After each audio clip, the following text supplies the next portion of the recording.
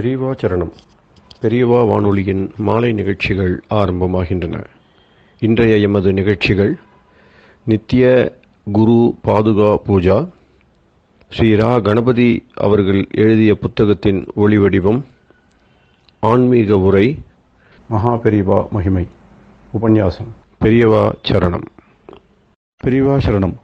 அடுத்த நிகழ்ச்சி நித்திய குரு பாதுகா பூஜை. शुक्लाम्बरधरम् विष्णुम् शशिवर्णम् चतुर्भुजम् प्रसन्नवदनम् ध्यायेत् सर्वविघ्नोपशान्तये। ममोपात्त समस्त दुरितक्षयद्वारा श्रीपरमेश्वरप्रीत्यर्थम् गुरुप्रसादसिद्ध्यर्थम् गुरुप्रीत्यर्थम् गुरुपादपूजाम् अद्य करिष्ये। गुरुर्ब्रह्मा गुरुर्विष्णुर्गुरुर्देवो महेश्वरः गुरुः साक्षात् परब्रह्म तस्मै श्रीगुरवे नमः। अपारकरुणासिन्धुम् ज्ञानदम् शान्तरूपिणम् श्रीचन्द्रशेखरगुरुम् प्रणमामि मुदान्वहम्। सदाशिवसमारम्भाम् शङ्कराचार्यमध्यमाम् अस्मदाचार्यपर्यन्ताम् वन्दे गुरुपरम्पराम्. எல்லோரும் குருவை பெரிவாளை தியானம் பண்ணிண்டு அர்ச்சனை பண்ணுவோம். அஷ்டோத்திரம். பெரியவா அஷ்டோத்திரம் பல அஷ்டோத்திரங்கள் இருக்கு. அதுல எளிமையா சுலபமா எது இருக்கோ அதை நான் இப்ப சொல்றேன்.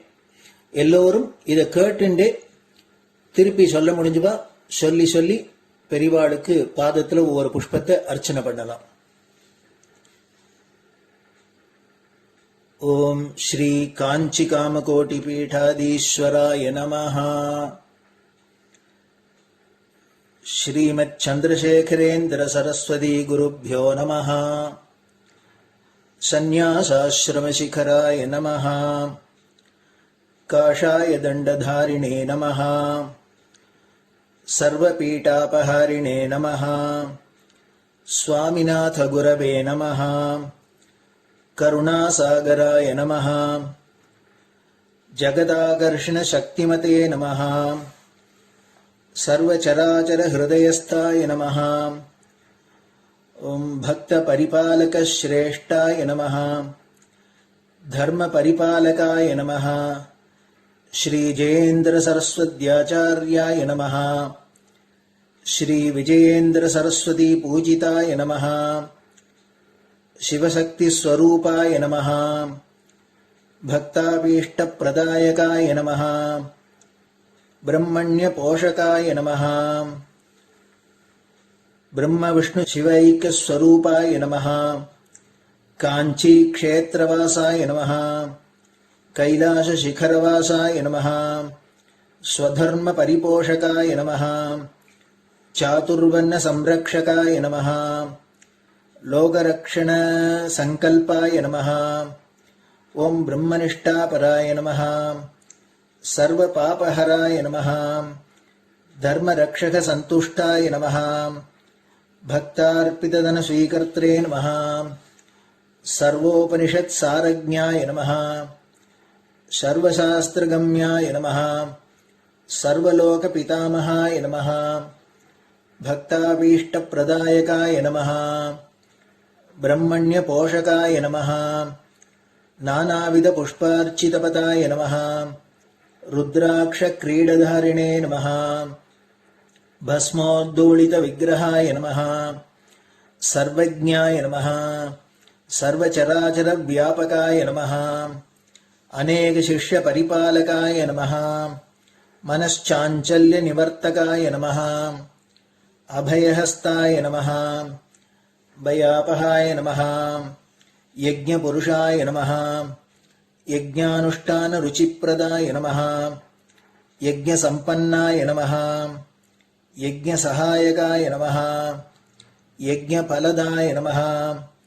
यज्ञप्रियाय नमः। उपमानरहिताय नमः। स्फटिक तुलसी रुद्राक्ष हारधारिणे नमः। चातुर्वर्ण समदृष्टये नमः। ऋग्यजुस्साम अथर्वणादि चतुर्वेद संरक्षकाय नमः। दक्षिणामूर्तिस्वरूपाय नमः जाग्रत् स्वप्न सुषुप्ति अवस्थातीताय नमः कोटिसूर्यतुल्य तेजोमय शरीराय नमः साधुसंग संरक्षकाय नमः अश्वगज गोपूजा निर्वर्तकाय नमः गुरुपादुक पूजा तुरंतराय नमः कनकाभिषिक्ताय नमः स्वर्ण बिल्वदल पूजिताय नमः सर्वजीव मोक्षदाय नमः मूकवाक्तान निपुणाय नमः नेत्र दीक्षादानाय नमः द्वादशलिंग स्थापकाय नमः गान रसप्रियाय नमः ब्रह्मज्ञानोपदेशकाय नमः सकलकलासिद्धिताय नमः चातुर्वण्य पूजिताय नमः अनेकभाषा संभाषण कोविताय नमः अष्टसिद्धिप्रदायकाय नमः ओम श्री शारदामठ सुस्थिताय नमः नित्यान्नदान सुप्रीताय नमः प्रार्थना मात्र सुलभाय नमः पादयात्रा प्रियाय नमः नानाविध मतपंडिताय नमः श्रुति स्मृति पुराणज्ञाय नमः देव यक्ष किन्नर किंपुरुष पूज्याय नमः श्रवणानंदकर कीर्तये नमः दर्शनानंदाय नमः अद्वैतानंदभरिताय नमः अव्याच करुणामूर्तये नमः शैव वैष्णवादिमान्याय नमः श्री शंकराचार्याय नमः दंडकमंडलोहस्ताय नमः वीणा मृदंग सकलवाद्यनाथस्वरूपाय नमः रामकथा रसिकाय नमः वेद वेदांग आगमादि सकलकला सतस्प्रवर्तकाय नमः हृदय गुहाशयाय नमः शतरुद्रीय वर्णितस्वरूपाय नमः केदारेश्वरनाथाय नमः अविद्यानाशकाय नमः निष्कामकर्मोपदेशकाय नमः लघुभक्तिमार्गोपदेशकाय नमः लिंगस्वरूपाय नमः सालग्रामसूक्ष्मस्वरूपाय नमः कालड्यां शङ्करकीर्तिस्तम्भनिर्माणकर्त्रे नमः जितेन्द्रियाय नमः शरणागतवत्सलाय नमः श्रीशैलशिखरवासाय नमः डमरुकनादविनोदाय नमः वृषभारूढाय नमः दुर्मदनाशकाय नमः आभिचारिकदोषहर्त्रे नमः मिताहाराय नमः मृत्युविमोचकशक्त्याय नमः श्रीचक्रार्चनतत्पराय नमः दासानुग्रहकारकाय नमः अनुराधानक्षत्रजाताय नमः सर्वलोकख्यातशीलाय नमः वेंकटेश्वरचरणपद्मषट्पदाय नमः श्री महात्रिपुरसुंदरी समेत श्री चंद्रमौलीश्वर पूजाप्रियाय नमः श्रीमच्चंद्रशेखरेन्द्र सरस्वती सद्गुरु परब्रह्मणे नमः गुरुभ्यो नमः परमगुरुभ्यो नमः परमेष्टिगुरुभ्यो नमः परात्परगुरुभ्यो नमः गुरुपरम्पराभ्यां नमः गुरुपादुकाभ्यां नमो नमः. அடுத்தது ஊதுபத்தி இருந்தா அதை காமிச்சு தூபம், நெய் தீபம் இருந்தா காமிச்சு அதை நெய் தீபம் தீபம் காமிச்சுட்டு நைவேத்தியம் வெத்தலைப்பாக்கு பழம் இதுலேருந்து ஆரம்பிச்சு அவளுக்கு எது சௌரியமோ அதுபடி நைவேத்தியம் பண்ணலாம். அதுக்கு அடுத்தது கற்பூர ஹாரத்தி பண்ணி எல்லோரும் பிரதட்சிண நமஸ்காரம் பண்ணி பெரியவாள்கிட்ட பிரார்த்தனை பண்ணிண்டு எல்லோரும் க்ஷேமமா இருக்கணும், லோகம் பரம மங்களமா சௌக்கியமா இருக்கணும், எல்லோரும் வியாதி வெக்க இல்லாத ஆயுராரோக்கிய ஐஸ்வர்யத்தோட சாந்தம் அமைதியோட ஞான வைராக்கியத்தோட எல்லோரும் நல்லவர்களாயிருந்து நன்மையை அடையணும்னு பிரார்த்தனை பண்ணி இந்த பூஜையை தினம் செய்யலாம். குரு பிரம்மா குருர் விஷ்ணுர் குருர் தேவோ மகேஸ்வரः குரு சாட்சாத் பரபிரம்ம தஸ்மை ஸ்ரீ குரவே நமஹ. அபார கருணா சிந்தும் ஞானதம் சாந்தரூபிணம் ஸ்ரீ சந்திரசேகர குரும் பிரணமாமி முதான்வகம். சதாசிவசமாரம்பாம் சங்கராச்சாரிய மத்யமாம் அஸ்மதாச்சாரிய பர்யந்தாம் வந்தே குரு பரம்பராம். குரு பாத பூஜை நிறைவடைஞ்சது. பெரியவா சரணம். பெரியவா சரணம். பெரியவா வானொலியில் நேயர்கள் அடுத்து கேட்க இருப்பது ஸ்ரீ ரா கணபதி அவர்கள் எழுதிய புத்தகத்தின் ஒளி வடிவம். அளிப்பவர் ஸ்ரீமதி உமா சங்கர் அவர்கள். தேனினும் இனிய சொல்லான் தீச்சுடர் மேனி கொண்டான் ஊனுயிர்க்குயிரதான ஒன்றினைக் கலந்து நின்றான் ஏனினிக் கவலை நெஞ்சே இன்றுனக் அருள் செய்தான் இஞ்ஞானவான் காமகோட்டி நாதனை நம்புவோமே. ஜெய ஜெயசங்கர ஹரஹர சங்கர. மகா பெரியவாளின் உபன்யாசங்களை ரா கணபதி அண்ணா தெய்வத்தின் குரல் என்ற பெயரில் 7 பாகங்களாக தொகுத்து அளித்ததின் 3ஆம் பாகத்தின் அடுத்த பகுதி மௌனம் சமூக நலனுக்கும் உதவுவது. இத்தனை நாள், அதாவது 1957 அக்டோபரிலிருந்து 1958 ஏப்ரல் வரை சென்னையில் ஆற்றிய உரைகளில் நீங்கள் செய்ய வேண்டிய காரியங்களை பற்றியே சொல்லிக் கொண்டிருந்தேன். என்ன வைதீக காரியங்கள் செய்ய வேண்டும், தர்ம ரட்சணத்துக்காக என்ன கர்மானுஷ்டங்கள் செய்ய வேண்டும், சமூகத்துக்கு என்ன செய்ய வேண்டும் என்பதை பற்றி எல்லாமே சொல்லி வந்தேன். இன்றைக்கு ஒரு மாற்றாக ஒன்றையுமே செய்யாமல் மௌனமாக இருக்கச் சொன்னால் என்ன என்று தோன்றிற்று. இதுவும் ஜீவன தர்மம்தான். காரியங்களால் உண்டாகிற நன்மைகளை விட இதுதான் பெரிய நன்மை.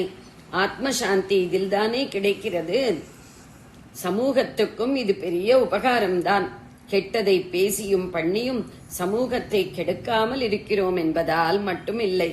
இம்மாதிரி இந்திரியத்தை கட்டுப்படுத்துவதால் உண்டாகிற ஆத்ம சக்திதான் சமூகத்துக்கு மிகப்பெரிய க்ஷேமத்தை உண்டாக்குவது. அதனால் மக்களின் வாழ்க்கை முறையில் மௌனமாக ஒரு காரியமும் இல்லாமல் அன்றன்றும் கொஞ்ச நாழி அரை மணியாவது உட்கார்ந்திருப்பதையும் சேர்த்து கொள்ள சொல்ல வேண்டும் என்று தோன்றியது. மௌன பிரார்த்தனை. இன்றைக்கு இதை விஷயமாக எடுத்துக்கொள்ள அரசாங்கத்தாருடைய ஒரு அபிப்பிராயம்தான் பிரவகேஷனாக தூண்டுதலாக இருந்தது. சமீப காலமாக பள்ளிக்கூடம் ஆரம்பிக்கும் போது மாணவர்களுக்கு பிரேயர் இருக்க வேண்டுமா வேண்டாமா என்பதில் 2 வித கருத்துக்கள் இருந்து வந்திருக்கின்றன. தலைவர்களில் சில பேர் தெய்வ பக்தி உள்ளவர்களாகவும் சில பேர் அப்படி இல்லாதவர்களாகவும் இருக்கிறார்கள். அதனால்தான் அபிப்பிராய பேதம். அப்புறம் தெய்வ பக்தி இல்லாதவர்களும் ஸ்கூல் ஆரம்பத்தில் பிரேயர் என்பது நீண்டகால வழக்கமாக இருந்து வந்து விட்டதே. இதை எடுத்துவிட்டால் நாம் ரொம்ப பேரின் அதிருப்திக்கு பாத்திரமாக வேண்டி வருமே என்பதால் பிரேயர் இருந்தால் இருந்துவிட்டு போகட்டும், இஷ்டப்பட்ட பசங்கள் பண்ணட்டும், இஷ்டமில்லாதவர்களுக்கு கட்டாயமாக்க வேண்டாம் என்று சொல்ல ஆரம்பித்தார்கள். ஆனால் இதோடு பிரச்சனை தீர்ந்து விடவில்லை. பிரேயர் என்றால் எதை வைப்பது?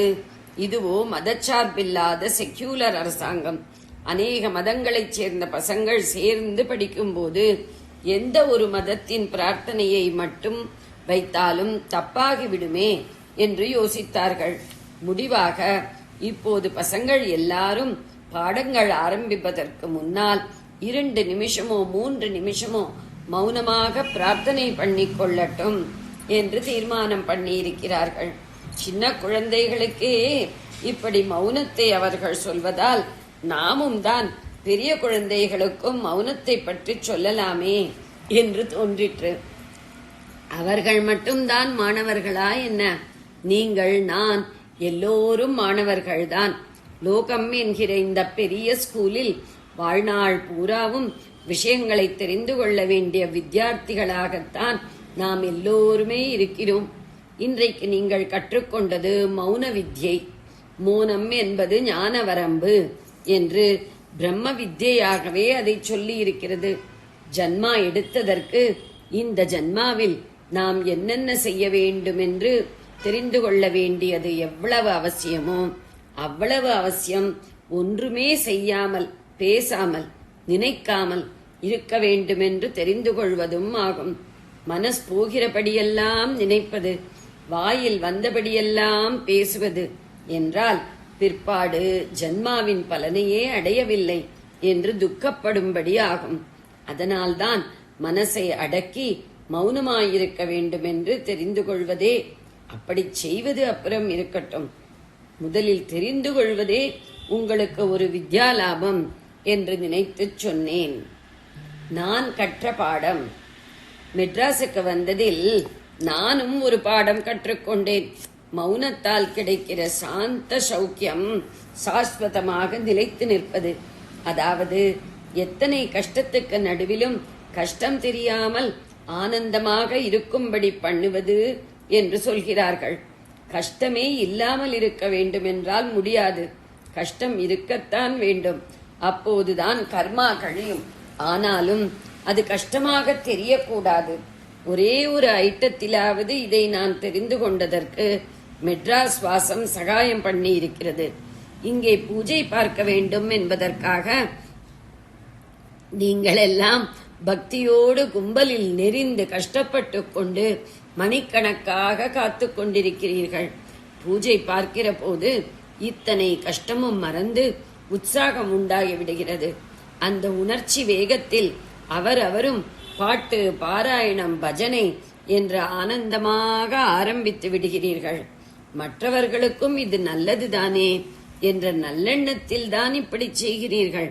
ஆனால் இதனாலேயே ரொம்பவும் சப்தமும் டிஸ்ட்ராக்ஷனும் கவனச்சிதறலும் ஏற்பட்டு விடுகிறது என்று சில பேருக்கு தோன்றவே சைலன்ஸ் பிளீஸ் என்று அட்டைகள் எழுதி மாட்ட ஆரம்பித்தார்கள். நான் அவற்றை கழற்றிவிடச் சொன்னேன். ஏன், இப்போதுதான் நமக்கு ஒரு பாடம் படித்து பாஸ் பண்ண சந்தர்ப்பம் வந்திருக்கிறது. இத்தனை சப்தத்துக்கு நடுவில் அதை கவனிக்காமல் நாம் பூஜை பண்ண முடிகிறதா என்று டெஸ்ட் வந்திருக்கிறது. இதை நழுவவிடக்கூடாது என்று நினைத்துத்தான் கழற்றச் சொன்னேன். ஈஸ்வரானுகிரகத்தில் இப்போது எத்தனை சப்தம் இருந்தாலும் நான் பாட்டுக்கு பூஜையை பண்ணிக் கொண்டிருக்க பழகிவிட்டேன். அதனால் இன்று மௌனத்தை பற்றி பேசினது எனக்கு சௌகரியமாக பூஜையின் போது நீங்கள் பேசாமல் இருக்கும்படி பண்ண வேண்டும் என்ற உத்தேசத்தில் அல்ல, உங்களுக்கே அதன் பிரயோஜனம் ஏற்பட வேண்டும் என்றுதான் சொன்னேன். இத்தனை நாள் உங்கள் இஷ்டப்படி பாடி பேசி பஜனை செய்தாகிவிட்டபடியால் இப்போது உங்களை பூஜையின் போது மௌனமாக மானசிகமாக பிரார்த்தனை பண்ணிக்கொள்ளச் செய்வதில் நியாயம் இருக்கிறது என்று தோன்றிற்று. சும்மா இருக்கும் சுகத்தின் லேசமாவது உங்களுக்கெல்லாம் தெரிய வேண்டும் என்ற ஆசையில் சொன்னேன். ஜெய ஜெய சங்கர, ஹர ஹர சங்கர. பெரியவா சரணம். இந்நிகழ்ச்சியின் அடுத்த பகுதி நாளை மாலை இதே நேரத்தில் ஒளிபரப்பாகும். பெரியவா சரணம். பெரியவா சரணம். பெரியவா வானொலியில் நேயர்கள் அடுத்து கேட்க இருப்பது திரு கவிக்கண்ணன் அவர்களின் ஆன்மீக உரை. பெரியவா சரணம். ராம் ராம். ஸ்ரீ குருப்யோ நமஹ. ஜெய ஜெய சங்கர, ஹர ஹர சங்கர. பெரியவா வானொலி நேயர்கள் அனைவருக்கும், மகா பெரியவாவுடைய பக்தர்கள் அனைவருக்கும் அடியேன் கவிக்கண்ணனின் அன்பு கலந்த நல்வாழ்த்துக்கள். செம்மான் மகளை திருடும் திருடன் பெம்மான் முருகன் பிறவான் இரவான் சும்மாயிரு சொல் அற என்றலுமே அம்மா பொருளொன்றும் அறிந்திலனே.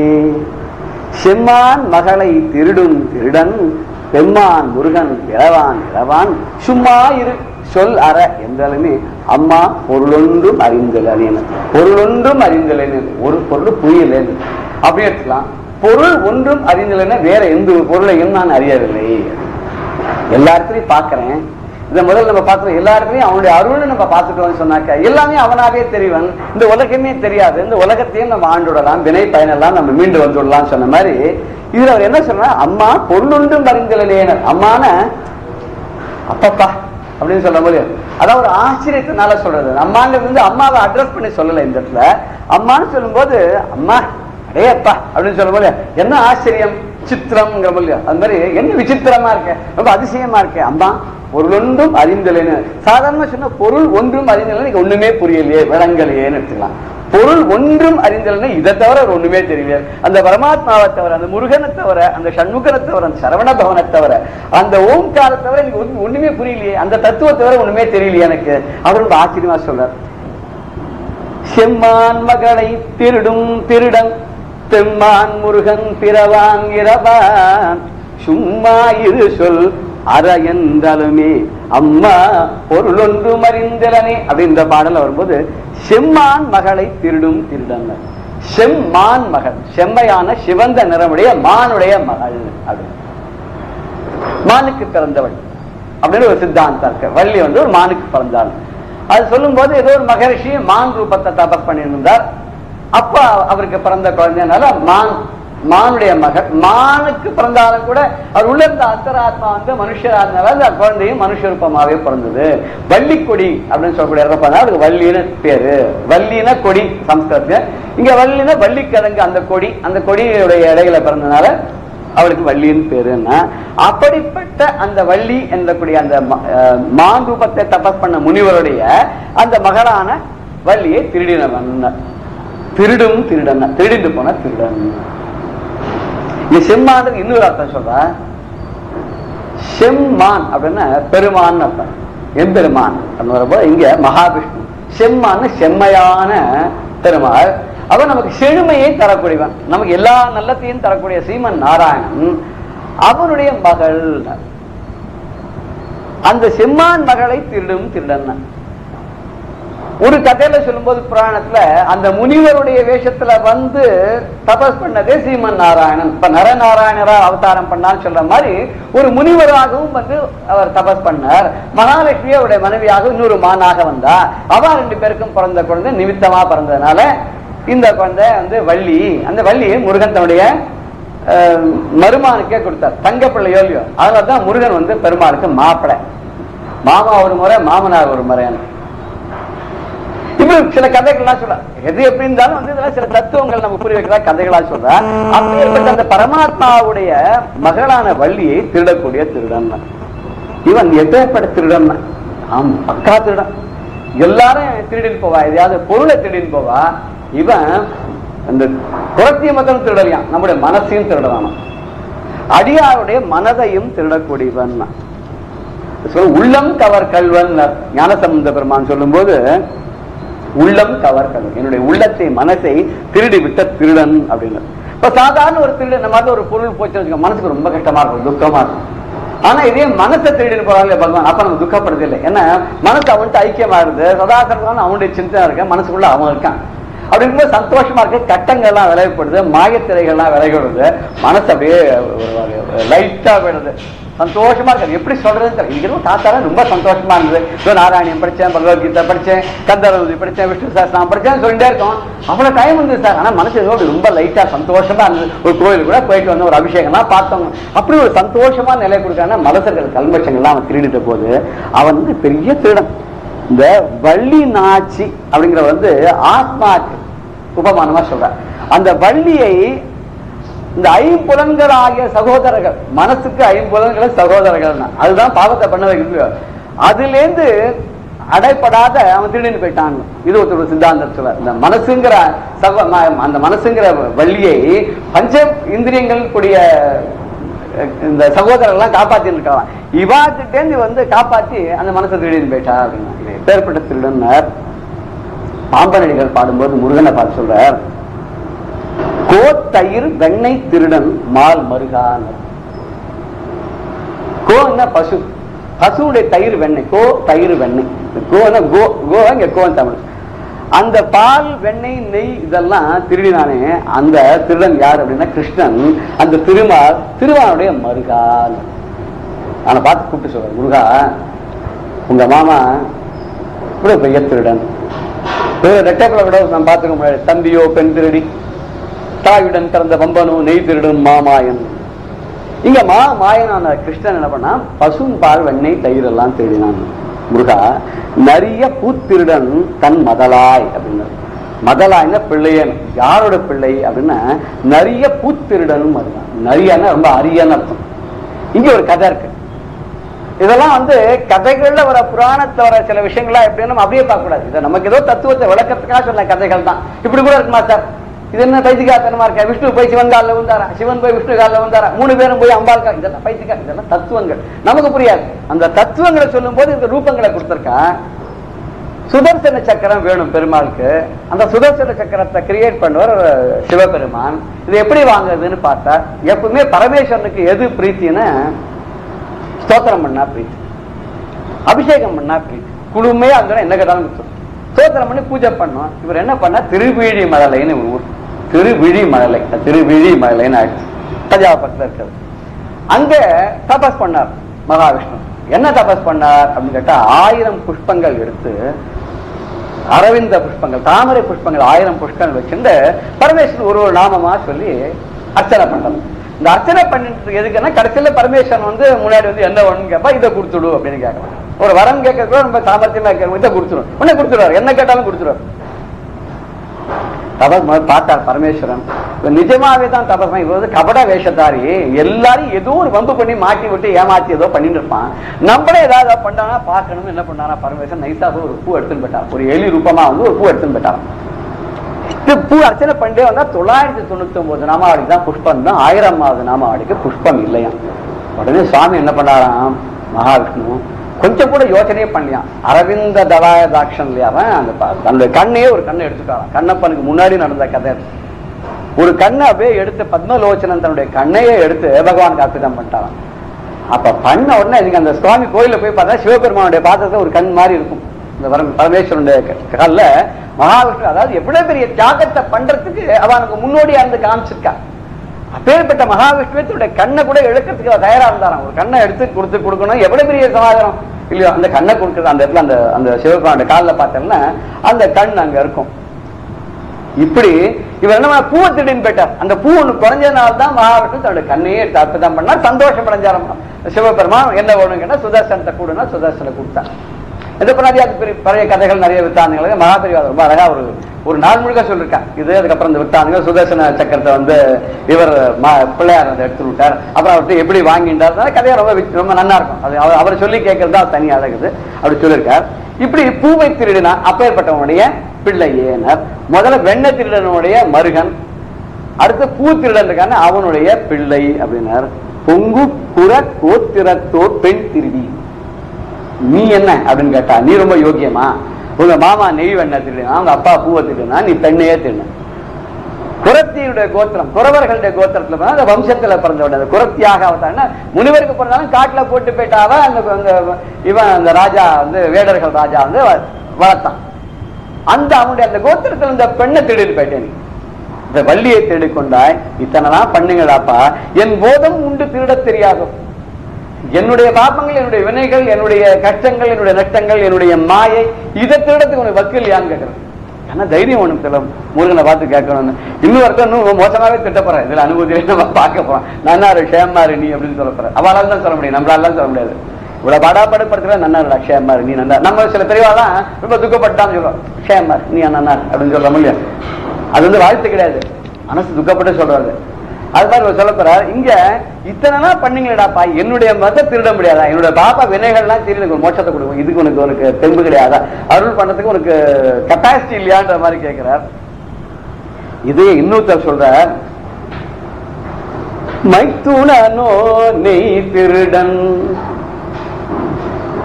சிவனை பார்த்து பாட்டுக்கிறது பரமேஸ்வரன். மைத்துனோ நெய் திருடன். ஒரு மைத்துனன் இருக்கான மச்சனன், நெய் திருடன்.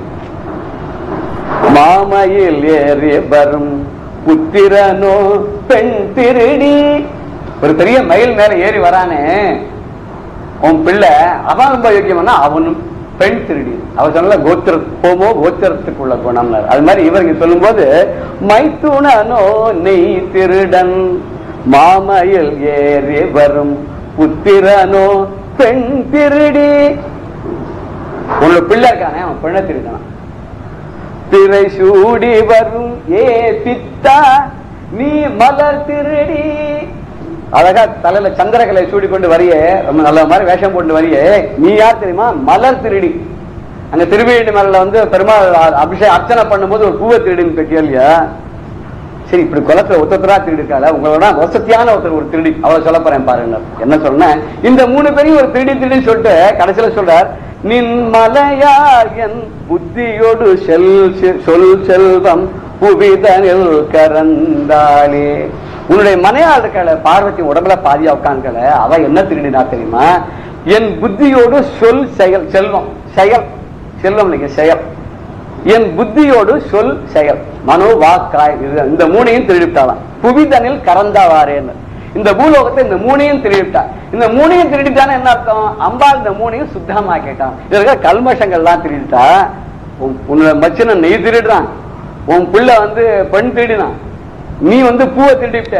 அண்ணா உங்க ஆத்துக்காரர் என்ன பண்ணான்னாக்கா இவரோட மனத்தை திருடிவிட்டா.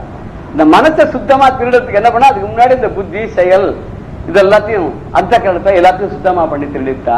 இப்படிப்பட்ட ஒரு திருட்டு கூட்டம்ன்ற மாதிரி இதெல்லாம் நல்லதை தான் திருடு இருக்கா. இந்த மாதிரி திருடுனா நமக்கு நல்லது தானே இல்லையா? மனசை திருடினா நமக்கு நல்லது, பொருளை திருடினாதான் கஷ்டப்படுறோம். அப்படி செம்மான் மகளை திருடும் திருடன் பெம்மான் முருகன் பிறவான். இந்த செம்மான் மகளை, செம்மையான மானுடைய மகளை, அந்த பெருமானுடைய மகளாக பிறந்த வள்ளியை திருடிய திருடன்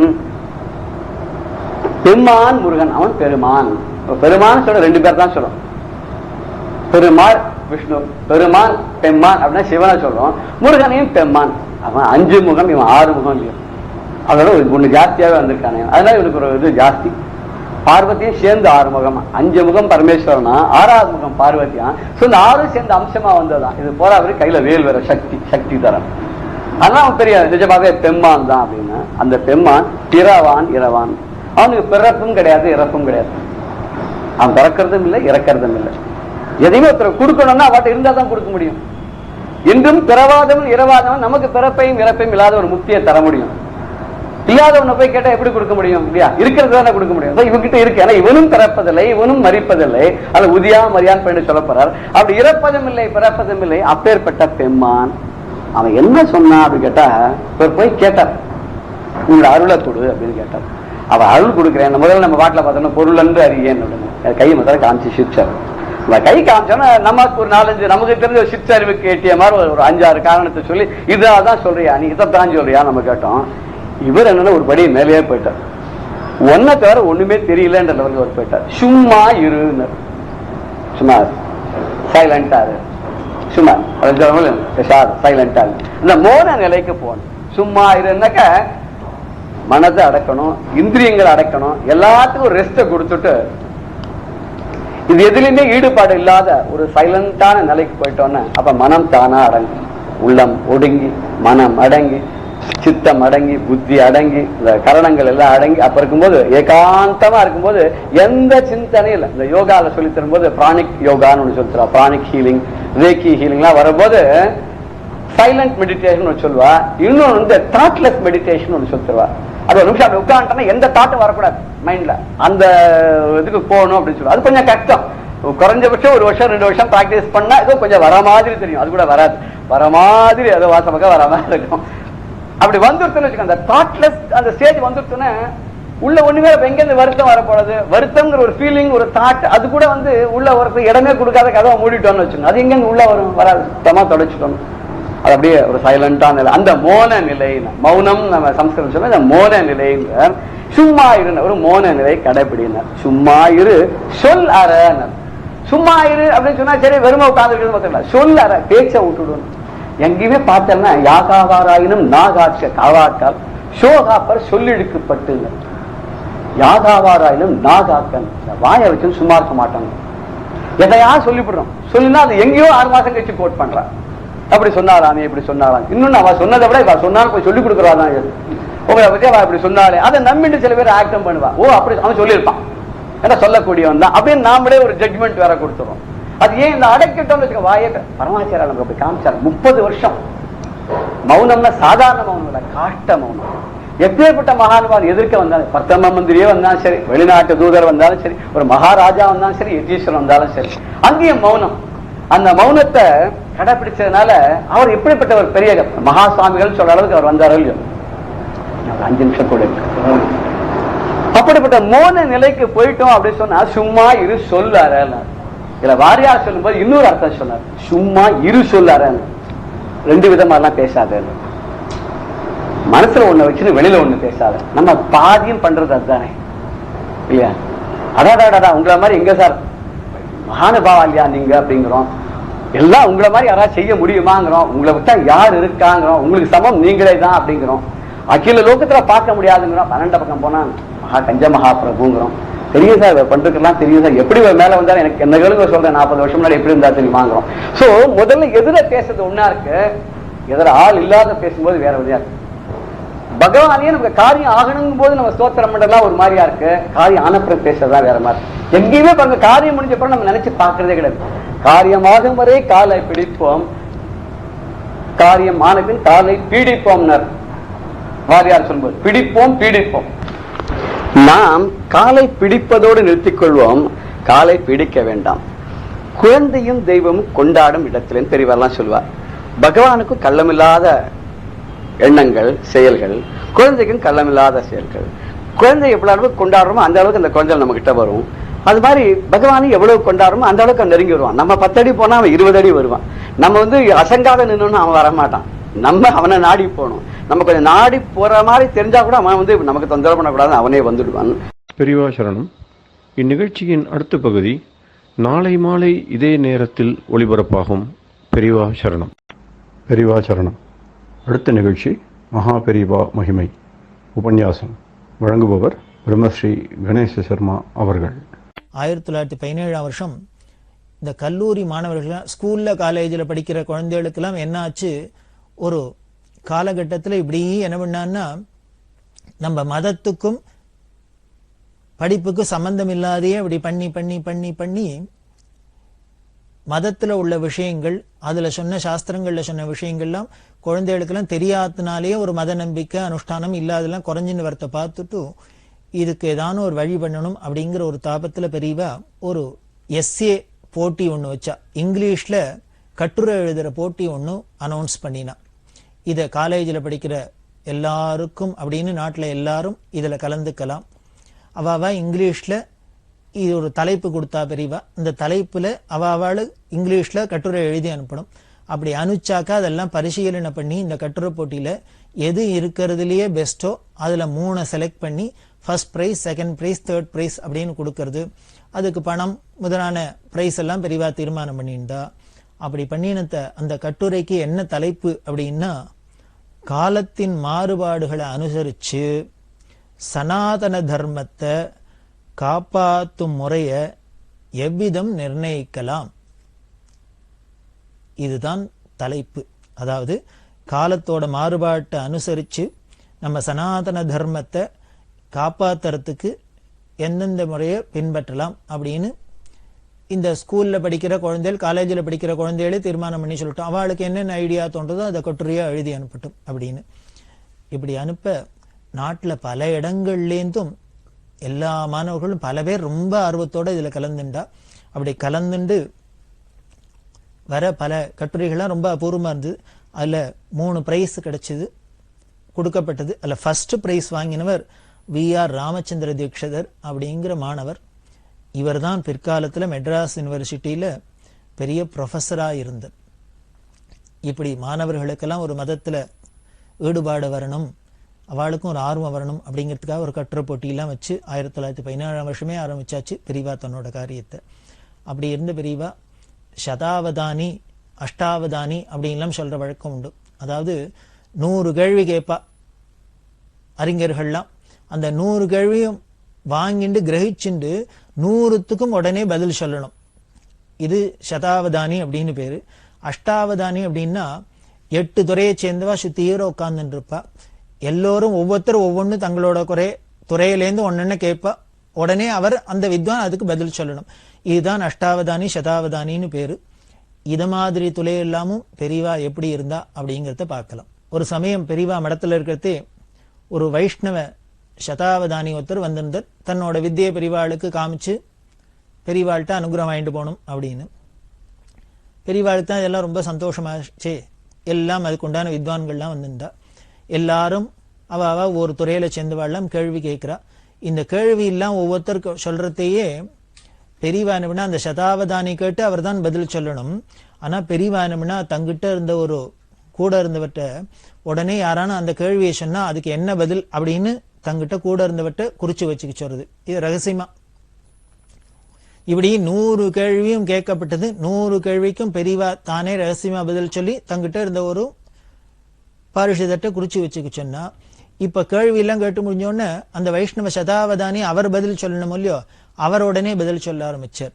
இப்படி 100 கேள்விக்கு அவர் பதில் சொல்றத பார்த்தா என்ன ஆச்சரியமா இருந்ததுன்னு, பெரியவா என்ன பதில் சொல்லி எழுதிக்க சொன்னாலோ அதே பதிலாவே இருந்தது.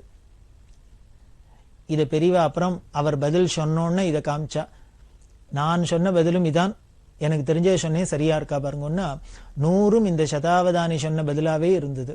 அந்த சதாவதானி ரொம்ப ஆச்சரியப்பட்டார். நாங்கெல்லாம் இது ஒரு ஆர்ட்டா கத்துக்குன்னு ஏதோ பண்றோம், பெரியவா ஏதோ எத்தனை காரியத்துக்கு நடுப்புற இருக்கா. காலங்காலத்தால விடிகாரத்தால ஏந்துண்டாக்க ராத்திரி எப்போ படுத்துக்க போறான்னு தெரியல, அப்படி இருக்கா. அவ்வளவு பிஸியா இருக்கிறவா, அத்தனை காரியங்கள் இருக்கிறவா எப்படி இந்த சதாவதானியாவும் பரிணமிக்கிறா அப்படிங்கிறது ஆச்சரியப்பட்டு அவர் ரொம்ப சந்தோஷப்பட்டார். இந்த சதாவதானியும் பெரியவா சதாவதானியாவும் இருந்தா அப்படிங்கிறது தெரியறது. அப்போ வயசு அவளுக்கு எவ்வளவுன்னா ஆச்சரியமா இருக்கும். 24 வயசு தான் ஆச்சு. அப்படி ஒரு அதிசயம். இன்னொரு சமயம் பெரிய சர்க்கஸ் கம்பெனி வச்சு நடத்தின்றவர் ப்ரொஃபசர் ராமமூர்த்தி அப்படிங்கிறவர். அவர் பெரியவாள்கிட்ட வந்தார் பெரியவா தரிசனத்துக்கு. அப்படி வந்தவர், அவருக்கு யோகாபியாசத்துல ரொம்ப இன்ட்ரெஸ்ட் உண்டு. அந்த யோகாபியாசத்தை பத்தி பல சந்தேகங்கள்லாம் கேட்டு பெரியவாள்கிட்ட தெளிவுபடுத்திக்கணும் அப்படின்னு பல கேள்விகள்லாம் கேட்டு அதுக்கு உண்டான பதிலெல்லாம் அடைஞ்சு ரொம்ப திருப்தியோட போனார். அப்படி இருந்த அந்த ப்ரொஃபசர் ராமமூர்த்தி பின்னால தன்னோட ஃப்ரெண்டுகிட்ட சொன்ன வார்த்தை, பிரம்மச்சரியத்தோட சக்தி எவ்வளவுங்கிறத பெரியவாள்கிட்ட நான் பார்த்தேன். அந்த சக்தியை கொண்டு உலகத்துல சாதிக்க முடியாதெல்லாம் சாதிச்சுடலாம் அப்படின்னு ப்ரொஃபசர் ராமமூர்த்தி தன்னோட ஃப்ரெண்டுகிட்ட சொன்னாராம் பெரியவாளை பார்த்துட்டு.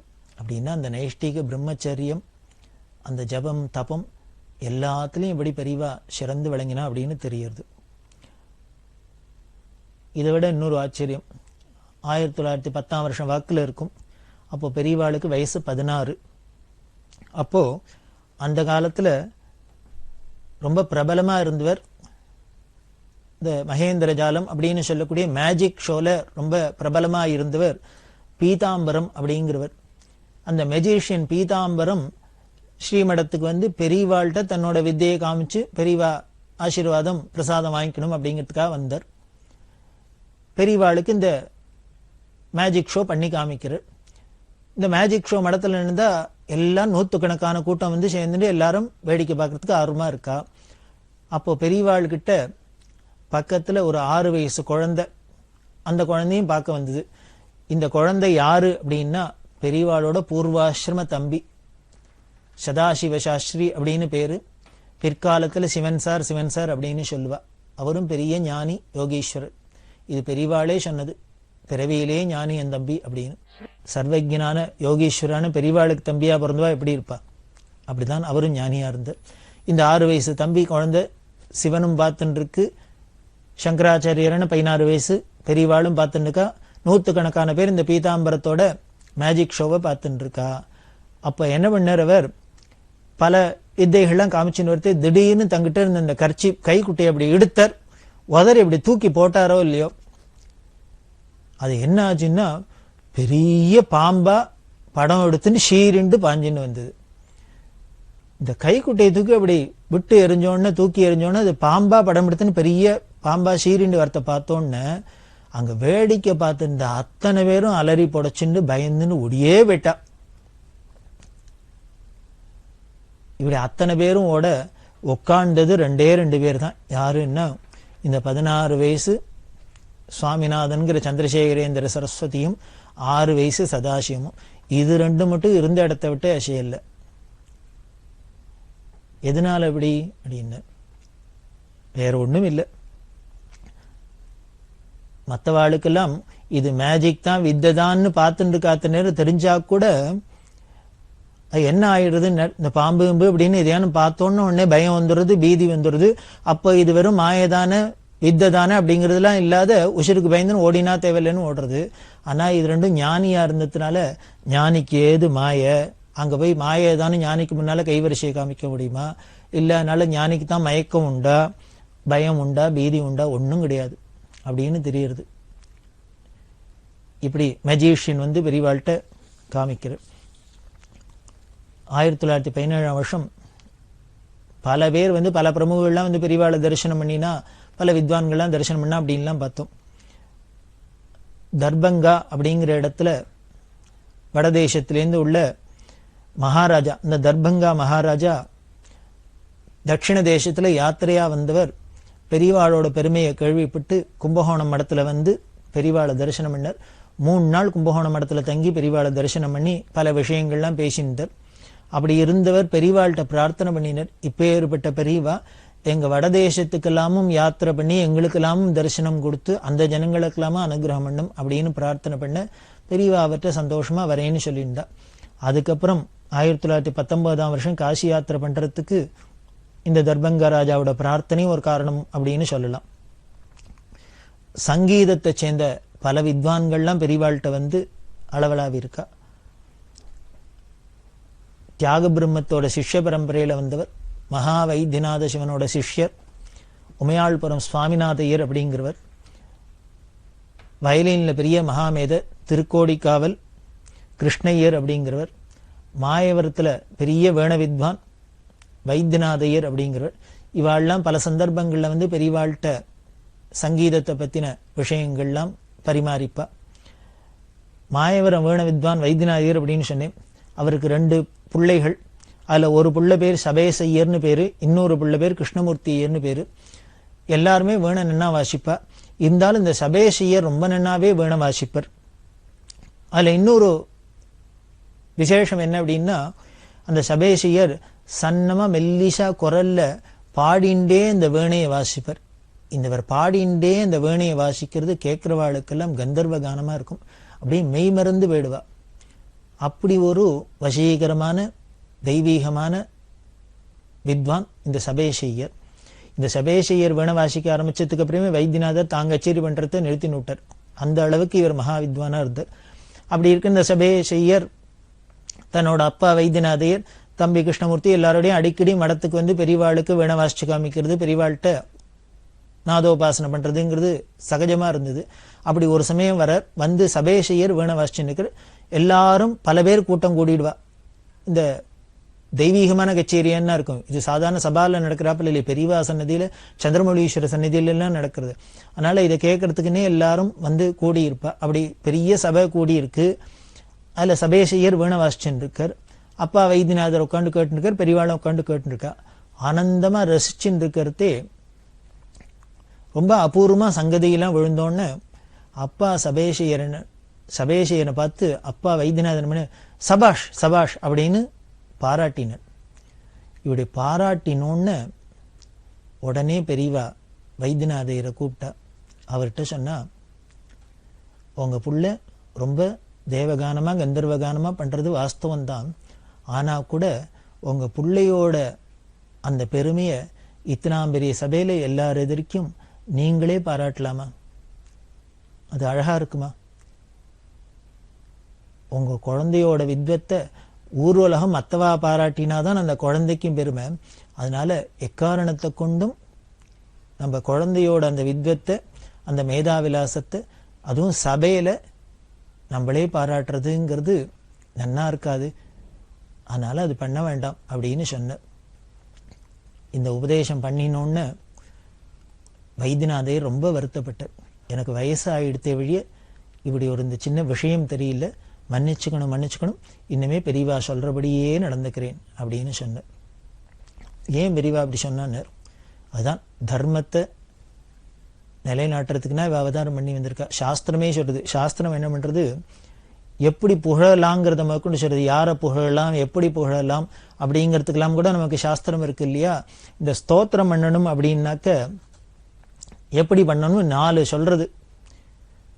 ஒருத்தர் நேருக்கு நேர் ஸ்தோத்திரம் பண்ணணும் அப்படின்னா அவரை புகழணும்னா 2 பேரை தான் நேருக்கு நேர் புகழலாம், ஸ்தோத்திரம் பண்ணலாம். அந்த 2 பேர் யாருன்னர் தெய்வத்தையும் குருவையும் தான் நேருக்கு நேர் ஸ்தோத்திரம் பண்ணலாம். இப்போ லலிதா சஹஸ்ரநாமம், விஷ்ணு சஹஸ்ரநாமம், இந்த ஸ்துதி அந்த ஸ்துதி எல்லாம் பண்றோம். காமாட்சி, மீனாட்சி, விசாலாட்சி, மகாவிஷ்ணு, அம்பாள், முருகன், பிள்ளையார் அப்படின்லாம் ஸ்தோத்திரம் பண்ணணும். தெய்வ சந்நிதியில் போய் தெய்வத்தை நேருக்கு நேர் நாம முகஸ்துதி நேரையே பண்ணலாம். அதே மாதிரி குருவையும் ஸ்தோத்திரம் பண்ணலாம். குருவை நாம ஸ்தோத்திரம் பண்ணலாம். தெய்வம்ங்கிறது எங்கேயோ இருக்கு, நமக்கு நேர பிரத்யட்சமா தெரியறாப்புல இல்லை. இந்த பிரத்யட்சமா தெரியறவர் குரு. இந்த பிரத்யட்சமா தெரியறவர்ல குருவை தான் நேருக்கு நேர் ஸ்தோத்திரம் பண்ணலாம். அதே மாதிரி உறவுக்காரால புகழணும் அப்படின்னா எப்படி புகழணும்? அவளை நேருக்கு நேர் புகழப்படாதான், புகழணும். அந்த நாம் அவளை சந்தோஷமா பேசுறோம், அவளை பத்தி நல்ல அபிப்பிராயம் வச்சுருக்கோம்னு அந்த உறவுகாரா காதுக்கு போறாப்புல இன்னொருத்தட்ட சொல்லலாம். அதாவது நேருக்கு நேர் புகழப்படாது, யார் மூலியமாவானும் அவ காதுக்கு போறாப்புல புகழலாம். அதே மாதிரி வேலைக்காரால எப்போ அப்ரிஷியேட் பண்ணலாம் அப்படின்னாக்க அவள்கிட்ட வேலையெல்லாம் வாங்கிண்டதுக்கு அப்புறம் புகழணும். அந்த புகழ் தான் அளவா புகழணும் சாஸ்திரம் சொல்றது. அக்கா உன்னை போல கிடையாது, இனிமே நீ செஞ்சாப்புல வேலை யாரும் செய்ய மாட்டா, நீ இல்லைன்னா நான் இருக்கவே மாட்டேன், என்னால ஒண்ணுமே பண்ணிக்க முடியாது அப்படின்லாம் சொன்னாக்க உடனே அவளுக்கு ஒரு மாதிரி கர்வம் வந்துடும். ஓ இனிமே நம்மளை நம்பிதான் இவர் இருக்காராக்கம் எஜமான் அப்படின்லாம் வந்துடும். அதனால சாஸ்திரம் என்ன சொல்றதுன்னு வேலைக்காரால புகழாதே இருந்தாலும் அவளுக்கு ஒரு மாதிரி ஃப்ரஸ்ட்ரேஷன் வந்துடும். இவ என்ன சொன்னாலும் நம்மள அப்ரிஷியேட்டே பண்ண மாட்டார் அப்படின்னா அதுவும் நெகட்டிவா இம்பாக்ட் இருக்கும். ஸோ அப்படியும் விட்டுறப்படாது. அக்கா ஒரேடியா அவாக்க ஆஹா ஊஹுன்னு புகழ்ந்துடப்படாது. அதனால புகழ் அளவா புகழ், அதுவும் எப்போன்னு வேலையெல்லாம் முடிஞ்சப்புறம் அப்படின்னு சாஸ்திரம் சொல்றது. இப்படி 3 பேருக்கு சொன்னது. கடைசியா 4வதா என்ன பண்ணது, தாம் பெத்த குழந்தைகளை மட்டும் எக்காரணத்தை கொண்டும் புகழப்படாது அப்படின்னு சாஸ்திரம். ஏன் குழந்தைகளை என்ன புகழப்படாதா அப்படின்னா இந்த காலத்துல வேணா ஆர்கியூ பண்ணலாம். இது சாஸ்திரம் ஏன் இப்படி சொல்லித்துன்னர், உன் குழந்தைய நாமளே புகழ்ந்துன்னு கொண்டாடினோம்னா என்ன போயிடும்னர், அந்த குழந்தை உருப்படாத போயிடும். நம்ம குழந்தையில அடுத்தவா புகழறாப்புல நாம வைக்கணும், அதுக்கு தயார் பண்ணணும். அந்த குழந்தையிலும் அப்படி இருக்கணும். அப்படிங்கிறதுனால அவளுக்கு ஒரு வினயம் வரணும், அடக்க வரணும் அப்படிங்கிறதுக்காக தான் இப்படி எல்லாம் சாஸ்திரம் சொல்றது. ஏதோ ஒரு காரண காரியங்களோடு தான் சொல்றது, இதுல குதர்க்கறதுக்கு வேலை இல்லை. அப்படி சாஸ்திரமே தன்னோட குழந்தைகளை நேருக்கு நேர் புகழாதுன்னு சொல்றதுனால அதைத்தான் நீங்க பிரமாணமா வச்சுன்னு பெரியவா சொன்னா, உங்க புள்ள வாசிப்ப நீங்களே இப்படி சபையில எல்லாருக்கும் சொல்லலாமா புகழலாமா அப்படின்னு சொல்ல அவரும் அதை நியாயமா ஏத்துண்டு. பெரியவாள்கிட்ட தான் பல பேர் பல சந்தர்ப்பங்களை திருப்பி திருப்பி வரா, பல விஷயங்கள் தெரியுது அப்படின்னா இதனால உலகத்துக்கு பல விஷயங்கள் தெரியும், பல மெசேஜ் எல்லாம் கிடைக்கும். திருப்பழனம் பஞ்சாபகேஷ பகதர் அப்படின்னு ஹரிகதையில ரொம்ப பிரசித்தமான அந்த காலகட்டத்தில் ஒரு சங்கர ஜெயந்தியும் போது அவரை கூப்பிட்டு பகவத் பாதாள் சரித்திரத்தை சங்கர விஜயத்தை ஹரிகதையில பண்ணி கேட்கணும்னு எனக்கு ஆசையா இருக்கு அப்படின்னு பெரியவா சொல்லி திருப்பழனம் பஞ்சாபகேஷ பகதர்கிட்ட சொன்னா. அவர் சொன்ன எனக்கு சங்கர விஜயம் சொல்லி பழக்கம் இல்லை, அதுவும் ஹரிகதையா அப்படின்னு சொல்ல பெரியவா இல்லை, தயார் பண்ணி நீ தான் சொல்லணும் அப்படின்னு சொல்ல அவரும் ரொம்ப சிரமப்பட்டு விஷயங்கள்லாம் சேகரிச்சு 5 நாள் பிரமாதமா வந்து கும்பகோணம் மடத்துல ஹரிகதையா சங்கர விஜயம் சொன்னார். அவருக்கு தோடாகடா முதலான சன்மானங்கள்லாம் பண்ணி பெரியவா ரொம்ப சந்தோஷப்பட்டா. எல்லாம் ஒவ்வொரு கலையும் வளர்க்க, ஒவ்வொருத்தரையும் உற்சாகப்படுத்த, ஒவ்வொரு விஷயத்துல உள்ள நல்லதெல்லாம் வெளிக்கொண்டதுக்கு பெரியவா எப்படி இல்லாம் அந்த வயசுலேருந்தே அந்த காலகட்டங்கள்லேருந்தே தன்னோட அவதார திருப்பணி ஆரம்பிச்சிட்டா அப்படிங்கிறது உலகத்துக்கு தெரியணுங்கிறதுக்காக இதெல்லாம் சொல்றேன். அதே மாதிரி மாடர்ன் சயின்ஸ் எல்லாமும் விஞ்ஞான அறிவிலும் பெரியவாளுக்கு மிஞ்சின இன்னொரு விஞ்ஞானே சொல்ல முடியாது. முதல்லயே சொன்னோம், பெரியவா ஸ்கூல்ல படிக்கிறதையே, திண்டிவனம் ஸ்கூல்ல படிக்கிறதே அவரோட வாத்தியாரான சாமுவேல் அப்படிங்கிறவர் சுவாமிநாதனை பார்த்துட்டு சொன்னார் அப்படின்னு முன்னாலேயே பார்த்தோம். இவன் பெரிய பிற்காலத்துல சயின்டிஸ்டா வருவான் அப்படின்னு எனக்கு தோன்றது, அதெல்லாம் கேள்விப்பட்டோம் இல்லையா, அதெல்லாம் உண்மை அப்படிங்கிறத பிற்காலத்துல அது நிரூபணமாச்சு நமக்கு தெரிஞ்சுது. பெரியவா கும்போணத்துல இருக்கிறதே கும்போணம் ஆர்ட்ஸ் காலேஜில் பிசிக்ஸ் ப்ரொஃபஸரா இருந்தவர் ராஜகோபாலையர் அப்படின்னு பெரிய மகாமேத. அவர் பெரியவாளோட இந்த மேதாவிலாசத்தெல்லாம் கேள்விப்பட்டார். அவருக்கு பெரியவாளை வந்து நேர பார்க்கணும்னு ஆசை. ஆனாலும் அவர் ஒரு காலேஜ் ப்ரொஃபஸரா இருக்கிறதுனால அந்த வைதிக ஆச்சார அனுஷ்டானப்படி இருக்கிற பெரியவாள்கிட்ட வந்து நேருக்கு நேர் வரத்துக்கு ஒரு தயக்கமா இருந்தது. பெரியவா தன்னை அங்கீகரிப்பாளோ தங்கிட்ட சரியா பேசுவாளோ மாட்டோளோ அப்படின்லாம் ஒரு தயக்கம். அதனாலே பல நாள் வராது இருந்தார். அப்புறம் ஒரு நாளைக்கு எப்படியோ மனசை தேத்தின்னு வந்தே ஆகணும் அப்படிங்கிறாப்புல வந்தார். வந்து பார்த்தா அப்புறம்தான் பெரியவாளோட சௌலபியம் அவருக்கு புரிஞ்சுது. அதுக்கப்புறம் பல நாள் வந்து வந்து வந்து பெரியவாள்கிட்ட பேச ஆரம்பிச்சார். பெரியவாளோட அளவிலாவிந்தார். அப்படி அளவிலாவின்றது பிசிக்ஸை பற்றி பெரியவா பல அபூர்வமான விஷயங்கள்லாம் சொன்னா. அவருக்கு ரொம்ப ஆச்சரியமா இருந்தது. அப்படி இந்த ராஜகோபாலர் ப்ரொஃபஸரோட பேசிட்டு இருக்கிறது மேத்தமேட்டிக்ஸில் ஒரு பெரிய மேதை மாணிக்க நாயகர் அப்படின்னு பேர். அவர் முன்னாலேயே பெரியவாள்கிட்ட அடிக்கடி வரவர். அவர் ஒரு நாளைக்கு வந்திருந்தார். இந்த ராஜகோபாலன் யாருன்னு தெரியாது. இந்த மாணிக்க நாயகர் வந்திருக்கிறதே பெரியவா இன்ட்ரடியூஸ் பண்ணிவிட்டா. உனக்கு இவரை தெரியுமோ அவருக்கு உன்னை தெரியுமோ அப்படின்னு. உடனே இவர் தான் பிசிக்ஸ் ப்ரொஃபஸர் ராஜகோபாலன், இவர் தான் பெரிய மேத்தமேட்டிஷியன் மாணிக்க நாயகர் அப்படின்னு ஒருத்தருக்கு இன்ட்ரடியூஸ் பண்ணிவிட்டா. கற்றாரே கற்றாரே காமரூர் அப்படிங்கிறாப்புல 2 பேரும் சேர்ந்துட்டு பெரியவாள்கிட்ட ரொம்ப சந்தோஷமா பேசிட்டு இருந்தா. அப்படி இருக்கிறதே வானசாஸ்திரத்தை பற்றி பெரியவா எக்ஸ்பிளைன் பண்ணா அப்படி ஒரு பல விஷயங்களை சொன்னா.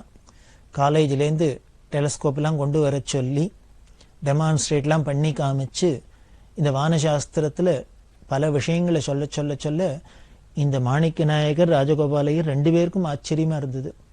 அப்புறம் ராஜகோபாலேஸ்வர் நாங்கள்லாம் ஏதோ ஸ்கூலில் காலேஜெலாம் படித்து கிடிச்சிட்டு இதெல்லாம் தெரிஞ்சுண்டு அந்த விஷயத்தெல்லாம் சொல்கிறோம் பேசுகிறோம்.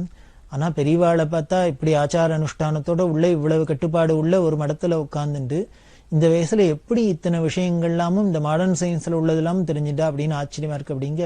இப்போ பெரியவா சொன்னா அதெல்லாம் ஒன்றும் இல்லை, எல்லாம் நம்ம சாஸ்திரத்தில் சொல்லிக்கிட்டே தான் மாடர்ன் சயின்ஸ்லாம் சொல்லியிருக்கு. இதுக்கும் அதுக்கும் எப்படி லிங்க் இருக்கு அப்படிங்கிறதெல்லாமும் அதில் பெரியவா நிரூபணம் பண்ணி காமிச்சா.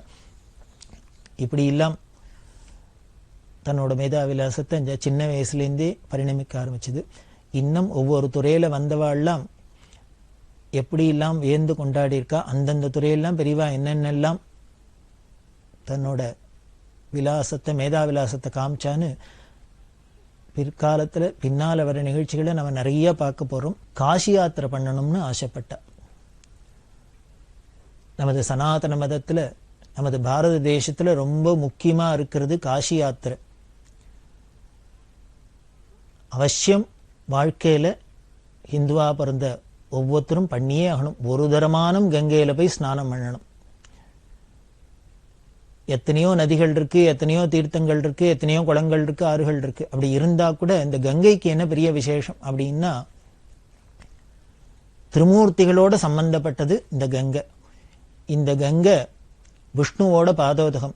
வாமனாவதாரம் பண்ணி திரிவிக்ரமனா ஆகாசத்தை அளக்கிறதே தன்னோட திருப்பாதத்தை தூக்கி வச்சோன்னு பிரம்மா என்ன பண்ணினர், தன்னோட கமண்டலத்தில் இந்த தீர்த்தத்தினால விஷ்ணு பாதத்தை அபிஷேகம் பண்ணினர். அப்படி அபிஷேகம் பண்ண தீர்த்தம் தான் ஒரு பெரிய நதியாவே பிரவாகமாயி தேவலோகத்தில் ஓடி இருந்தது. அது ஆகாச கங்கை அப்படின்னு வானுலகத்தில் ஓடின்னு இருக்கிறது தான். பிற்காலத்தில் ரகுவம்சத்தில் வந்த பகீரதன்கிற ராஜாவோட பிரார்த்தனைக்கு தபஸ்னால பூலோகத்துக்கு கொண்டு வரப்பட்டது. அப்படி விண்ணுலகத்திலேருந்து மண்ணுலகத்துக்கு வந்த ஒரு நதி அப்படின்னா இந்த கங்கை பரம பவித்திரமானது. அது விஷ்ணு பாதோதகம். பகவானோட பாத தீர்த்தம் அப்படின்னா அது எவ்வளவு பவித்திரமா இருக்கும். அது விஷ்ணுவோட பாதோதகம். பிரம்மாவோட கையில இருந்த தீர்த்தம், அதனால பிரம்மாவோட கைப்பட்ட தீர்த்தம். இதுக்கு மேல இந்த பிரம்ம விஷ்ணு சிவன் அப்படின்னு சொல்லக்கூடிய திருமூர்த்திகள்ல மூணாவதா இருக்கிற பரமேஸ்வரனோட சிரசுல இருக்கிற தீர்த்தம். பெரியவா சரணம். இந்நிகழ்ச்சியின் அடுத்த பகுதி நாளை மாலை இதே நேரத்தில் ஒளிபரப்பாகும். பெரியவா சரணம். பெரியவா சரணம்.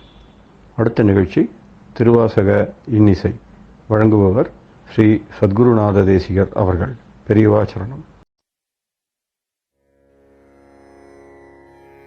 திருச்சிற்றம்பலம். அதிசயப்பத்து. வைப்பு மாடு என்றும் மாணிக்கத்து ஒளி என்றும்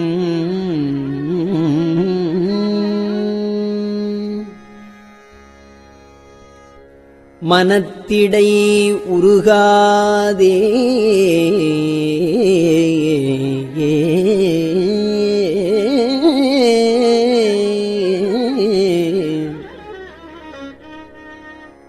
செப்பு நேர்முலை மடவரலியரு தங்கள் திறத்து இடை நைவேனை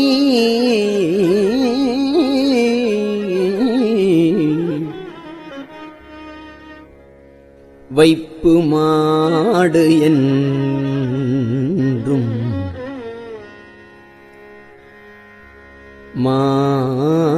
மாணிக்கத்து ஒளி என்றும் மனத்திடை உருகாதே செப்பு நேர்முலை மடவரலியர் தங்கள் திறத்து இடை நைவேனை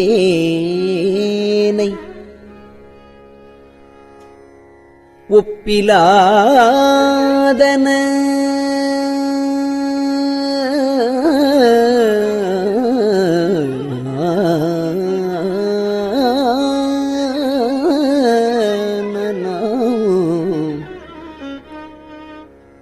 உவமனில் இறந்தன உன் மலரு திருப்பாதத்து அப்பன்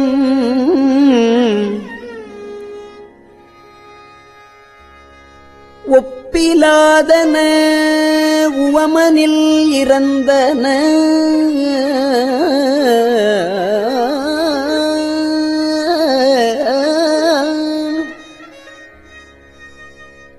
உன்மலர் திருப்பாதத்து அப்பன்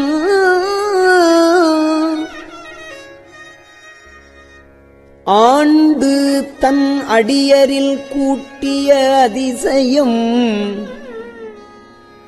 கண்டாமே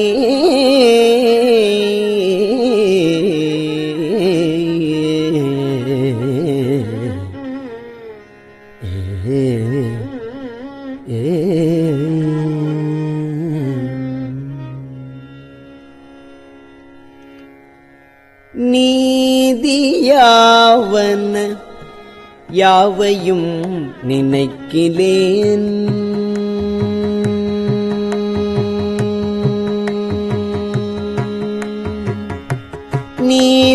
நீதியாவன யாவையும் நினைக்கிலேன் நினைப்பவரோடும்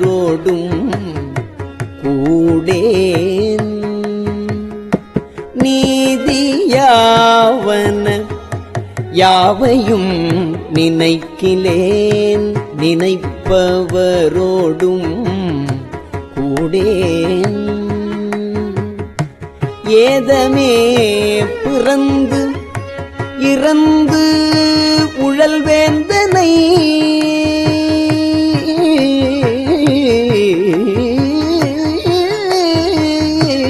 ஏதமே பிறந்து இறந்து உழல்வேந்தனை என்னடியான் என்று பாதி மாதோடும் கூடிய பரம்பரன் பாதி மாதோடும் கூடிய பரம்பரன் நிரந்தரமாய் நின்ற ஆதி பாதி மாதோடும் கூடிய பரம்பரன் நிரந்தரமாய் நின்ற ஆதி ஆண்டு தன் அடியரில் கூட்டிய அதிசயம் கண்டாமே ஆதி ஆண்டு தன் அடியரில் கூட்டிய அதிசயம் கண்டாமே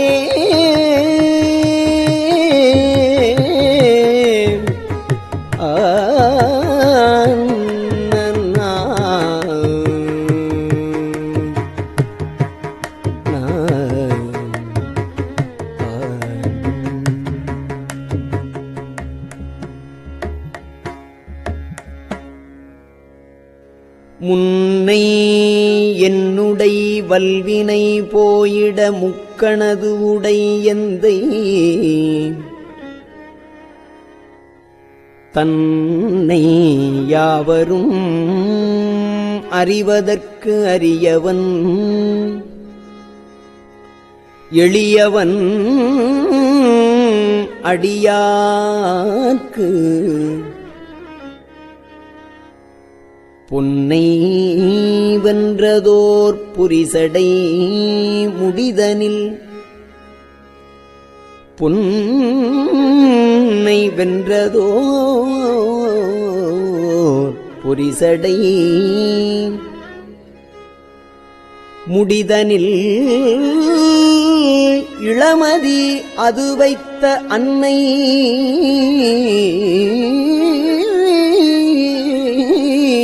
ஆண்டு தன் அடியரில் கூட்டிய அதிசயம் கண்டாமே.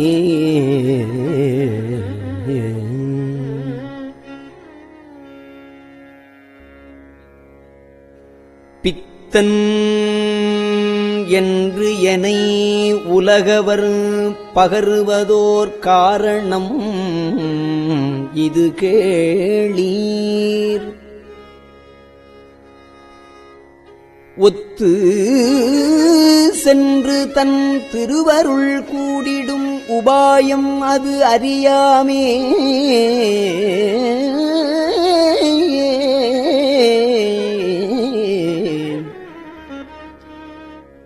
செத்து போய்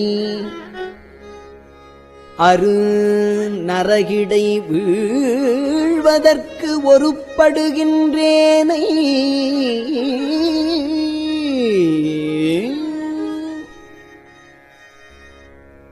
அத்தன் செத்து போய் அரு நரகிடை வீழ்வதற்கு ஒருப்படுகின்றேனை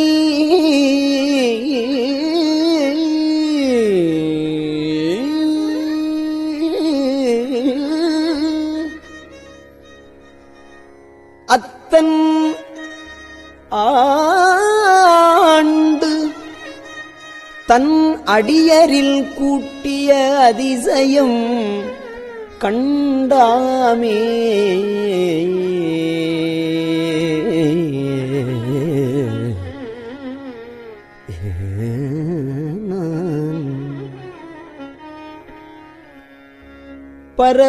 பரவுவாரவர் பாடு சென்று பரவுவாரவர் பாடு சென்று அணைகிலேன் பன்மலர் பறித்து ஏத்தேன் குறவுவார் குழலார் திறத்தேன் நின்று குடி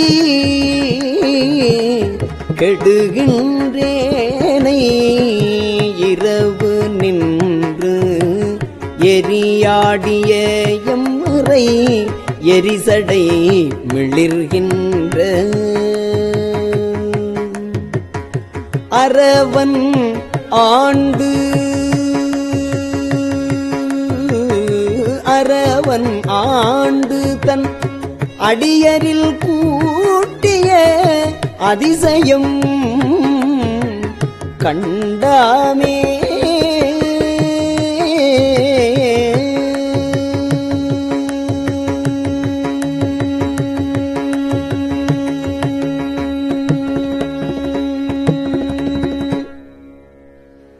எண்ணிலேன் திருநாமம்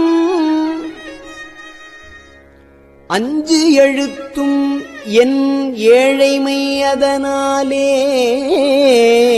அஞ்செழுத்தும் எண்ணிலேன்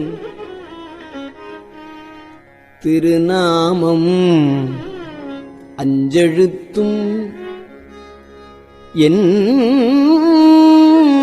ஏழைமை அதனாலே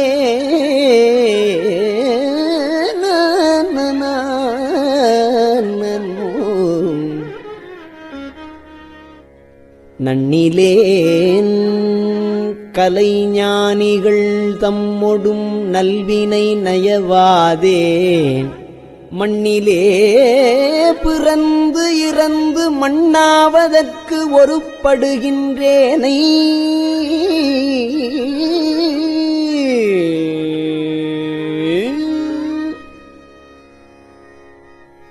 மண்ணிலே பிறந்து இறந்து மண்ணாவதற்கு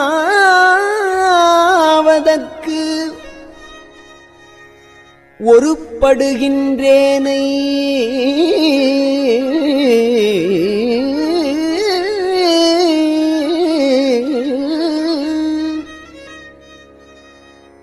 அண்ணல் ஆண்டு தன் அடியரில் கூட்டிய அதிசயம் கண்டாமே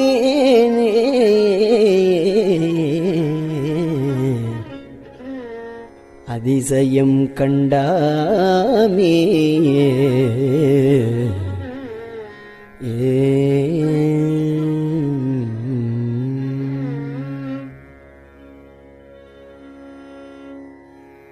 பொத்தை ஊன் சுவரு புழுப்பொதிந்து உளுத்து அசும்பு ஒழுகிய பொய்க்கூரை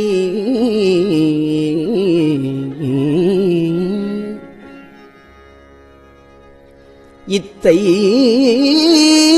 மெய்யெனக் கருதி நின்று இடர்கடற் சுழித்தலைப்படுவேனை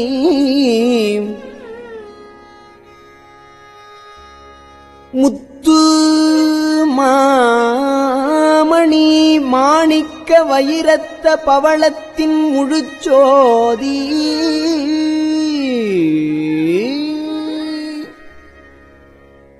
அத்தன் ஆண்டு தன் அடியரில் கூட்டிய அதிசயம் கண்டாமே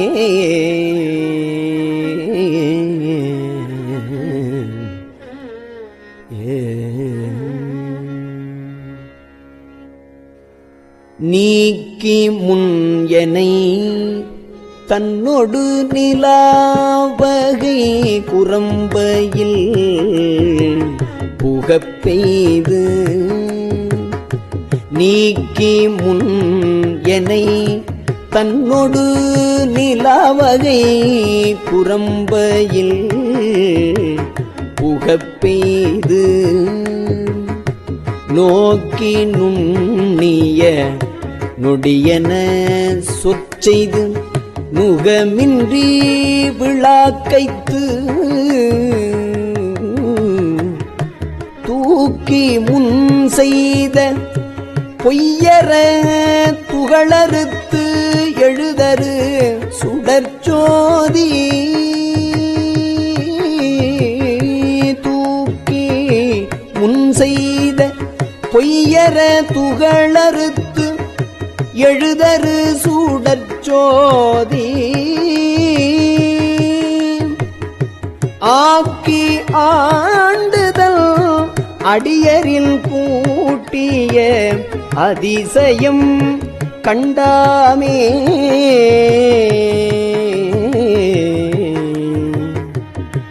அதிசயம் கண்டாமே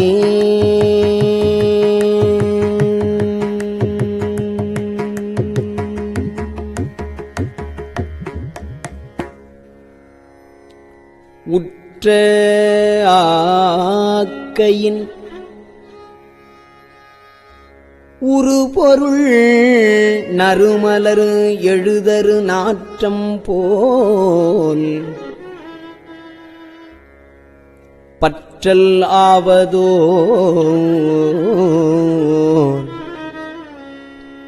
நிலையிலா பரம்பொருள் அப்பொருள் பாராதே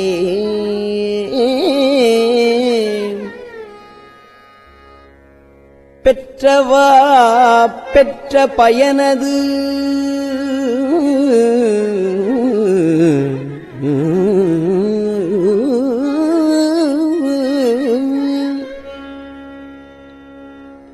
பெற்ற பிறவா பெற்ற பயன் அது நுகர்ந்திடும் பித்தர் சொல் தெளியாமே.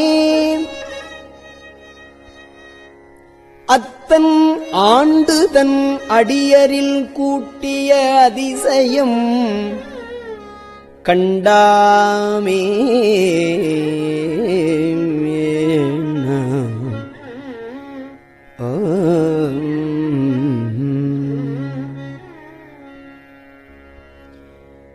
இருள் திணிந்து எழுந்து இருள் திணிந்து எழுந்து இட்டதோர் வல்வினை சிறுகுடில் இது இத்தை பொருளென கழித்து அரு நரகத்திடை விழ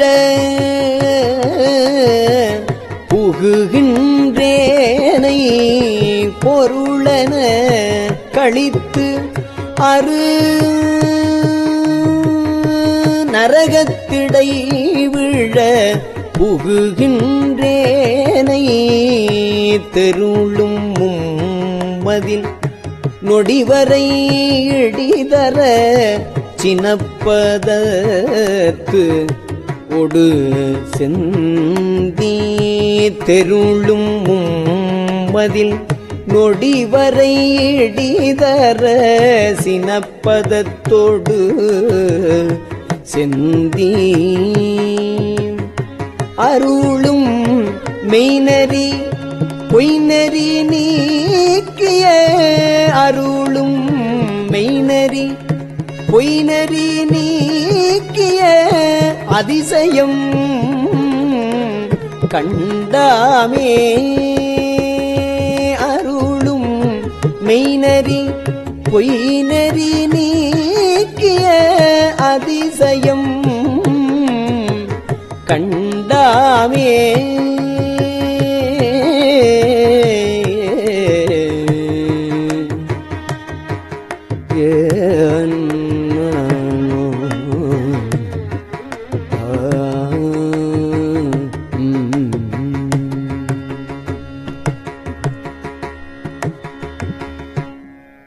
திருச்சிற்றம்பலம்.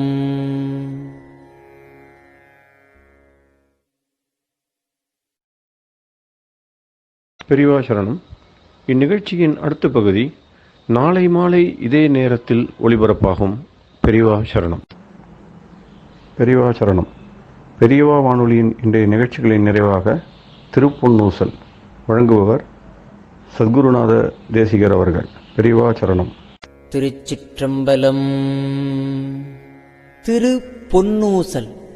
மூன்றங்கிலங்கு நயனத்தன் மூவாத வாழ்ந்தங்கு தேவர்களும் காணாமலர் அடிகள் தேன் தங்கு தித்தித்து அமுதூரி தான் தெளிந்தங்கு ஊந்தங்கு நின்றூருக்கும் உத்தர கோசமங்கை போந்தங்கு இடை மருது பாடி குலமஞ்சை போன்றங்கு அனநடையீர் பொன்னூசலாடாமோ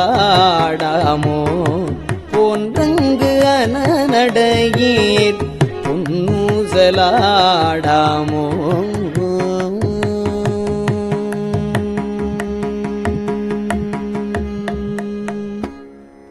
திருச்சிற்றம்பலம்.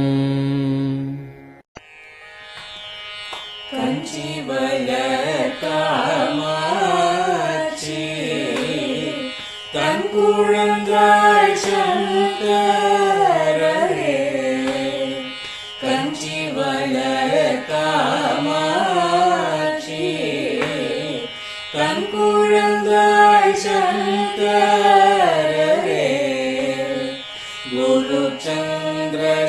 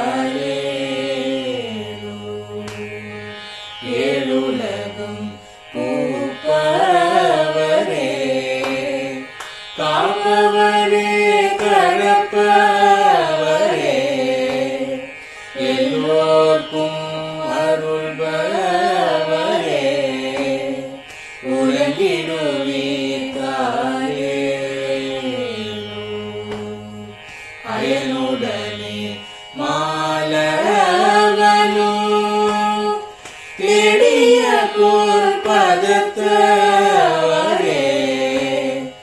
அருமறைகள் சாற்றும் முயல் மலர்பதமே தாரே முக்தி நிலை எய்திடவே சக்தி தரும் சத்குருவே முக்தி நிலை எய்திடவே சக்தி தரும் சத்குருவே நித்தமெங்கள் நாவீசையில் நித்திரை கொள்தாரே நித்தமெங்கள் நாவீசையில் நித்திரை கொள்தாளே நித்தமெங்கள் நாவீசையில் நித்திரை கொள்தாளே.